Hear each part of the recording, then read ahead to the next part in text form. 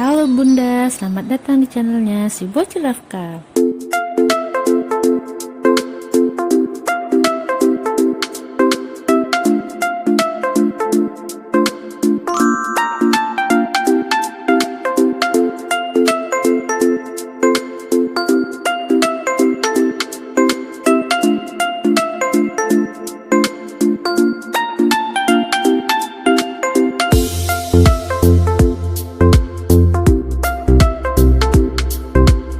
Halo Bunda, pada episode kali ini kita akan bahas tentang air ketuban. Air ketuban merupakan cairan yang mengisi ruangan yang dilapisi oleh selaput janin atau anion dan karion, atau cairan pelindung bagi janin yang berada di dalam kantung rahim atau selaput ketuban selama masa kehamilan. Air ketuban adalah air yang diproduksi dari urin si janin yang ada di dalam kandungan.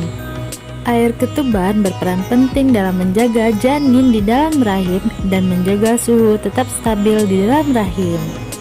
Fungsi air ketuban di dalam rahim adalah: yang pertama, mencegah pelengketan janin dengan amnion. Yang kedua, agar janin dapat bergerak dengan bebas. Yang ketiga, regulasi terhadap panas dan perubahan suhu.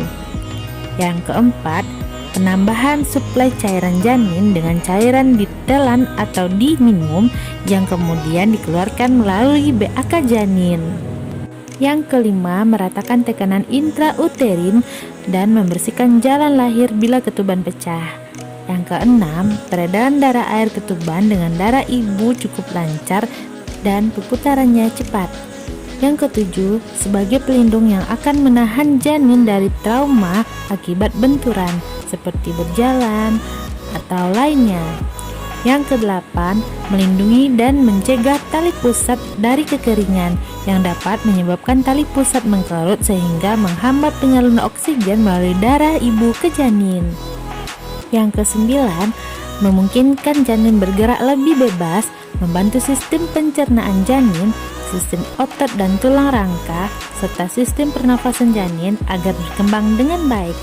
Yang ke-10, menjadi inkubator yang sangat istimewa dalam menjaga kehangatan di dalam sekitar janin. Yang ke-11, selaput ketuban dengan air ketuban di dalamnya merupakan penahan janin dan rahim terhadap kemungkinan infeksi. Yang ke-12, pada saat persalinan, air ketuban dapat meratakan tekanan atau kontraksi di dalam rahim sehingga leher rahim membuka. Yang ke-13, pada saat kantung amnion pecah, air ketuban yang keluar sekaligus akan membersihkan jalan lahir. Yang ke-14, pada saat kehamilan, air ketuban juga dapat digunakan untuk mendeteksi kelainan yang ada di dalam janin, khususnya yang berhubungan dengan kelainan kromosom. Dan yang ke-15, kandungan lemak dalam air ketuban dapat juga penanda janin sudah matang atau lewat waktu. Nah, seiring dengan usia kehamilan yang bertambah, jumlah cairan ini terus meningkat. Air ketuban makin banyak menarik perhatian dalam usaha menentukan diagnosa mengenai kelainan atau keadaan janin. Misalnya, jenis kelamin janin, golongan darah, umur janin, ataupun mendeteksi macam-macam kelainan genetik yang dialami janin.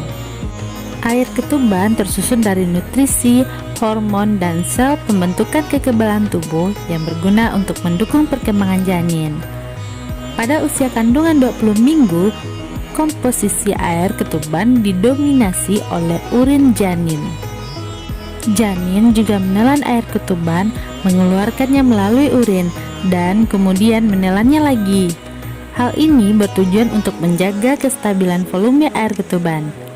Volume air ketuban yang terlalu banyak atau terlalu sedikit dapat membahayakan kehamilan. Air ketuban terletak di dalam kantung ketuban. Warna air ketuban bening dan sedikit kuning, namun tampak jernih dan tidak berbau. Di dalam air ketuban inilah janin mengapung, bernafas, dan bergerak. Kantung ketuban umumnya akan pecah menjelang kelahiran. Ketika janin bunda sudah siap dilahirkan, air ketuban akan pecah dan mengalir dari vagina. Selain itu, bunda mungkin akan mengalami kontraksi yang kencang dan teratur. Nah, itulah info dari si bocil Rafka. Segera temui dokter jika pecah ketuban dini atau air ketuban yang keluar seperti berwarna hijau, kental, dan berbau busuk. Dan temui dokter ketika bunda mengalami demam saat menjelang persalinan, karena itu dapat membahayakan bunda dan janin. Semoga video ini bermanfaat ya bun, dan bantu channel kami dengan cara like, comment, and subscribe video ini supaya kami lebih bersemangat membuat video yang bermanfaat buat kita semua. Dan sampai ketemu di episode berikutnya. Dadah.